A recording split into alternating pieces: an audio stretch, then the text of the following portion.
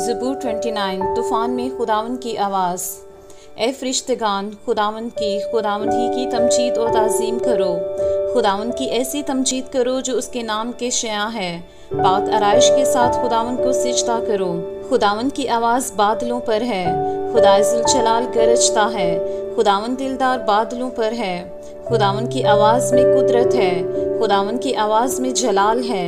खुदावंद की आवाज़ देवदारों को तोड़ डालती है, बल्कि खुदावंद लुबनान के देवदारों को टुकड़े टुकड़े कर देता है।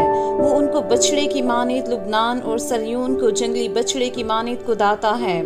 खुदावंद की आवाज़ आग के शोलों को चीरती है। खुदावंद की आवाज़ बियाबान को हिला देती है।